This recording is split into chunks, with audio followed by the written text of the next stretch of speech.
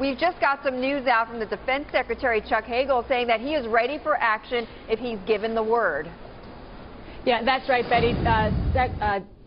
Defense Secretary Chuck Hagel, he's in Malaysia. He just did an interview with the BBC. He said that the Defense Department has provided all possible military options to the president, and that the Defense Department is, in his words, ready to fully comply with whatever path the president wishes to take. So you heard from Secretary of State John Kerry yesterday. Now you're hearing from Defense Secretary Chuck Hagel, all pointing to that the administration is moving closer and closer to announcing that it will be taking military action in Syria. Now, the president yesterday, the Secretary of State, he came out, said he's been speaking on behalf of President Obama in his conversations with his diplomatic counterparts. He came out yesterday, and for the first time, we heard a U.S. official publicly pinning the attack on Assad's government. He called the use of chemical weapons cowardly.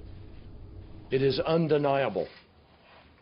The meaning of this attack goes beyond the conflict in Syria itself, and that conflict has already brought so much terrible suffering. This is about the large-scale, indiscriminate use of weapons that the civilized world long ago decided must never be used at all.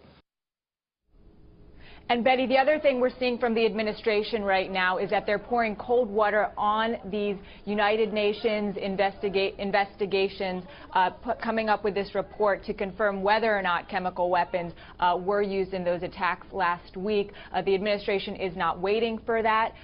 They are going to be issuing its own report, its own intelligence report, to establish that it was, in fact, Assad's government that used those weapons, and we should be seeing that report soon, even within the next couple of days. Julianna, what about a UN action? What about a UN resolution here? You know, Betty, officials, they say that there's really no way that Russia is going to sign on, so very, very unlikely that we will have any sort of UN resolution. Another sign of that is that Russian officials were supposed to meet with U.S. officials this week on restoring peace in Syria, that peace conference, and that's now been postponed.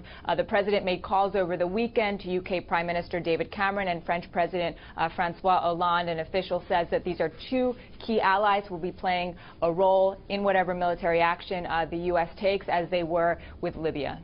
Julianna, thank you for that update on the growing tensions in Syria. That was Julianna Goldman, our White House correspondent. I want to bring in Richard Falkenrath, our Bloomberg contributing editor, also a former White House security advisor and now a principal at the Chertoff Group. And Richard, outline for us what are the options? What exactly would a military strike against Syria look like here?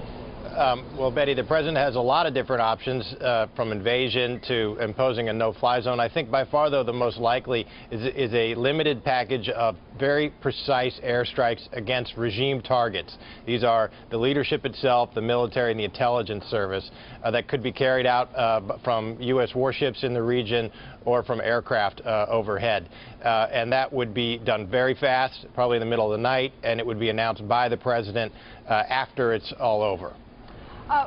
Richard, I want to just step back for a moment. I mean, what in particular has been happening or is happening in that area to have prompted Assad's regime to strike with a chemical attack?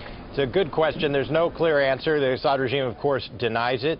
My personal hunch is that he's doing it to show his own opponents in the internal civil war that they've been fighting, that he can get away with this and the international community are not going to come to the rescue. And then to try to get them essentially to abandon all hope of prevailing against him so he can finally prevail in this long-running civil war. That's conjecture. We don't know yet.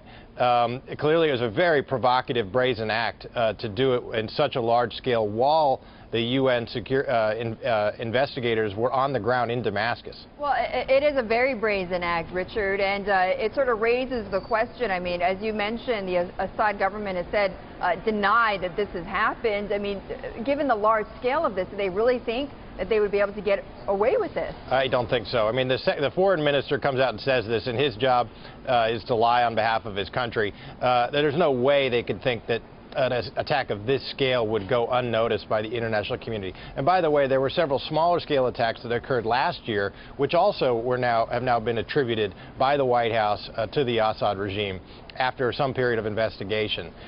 So they must have known that they would get caught when this happened.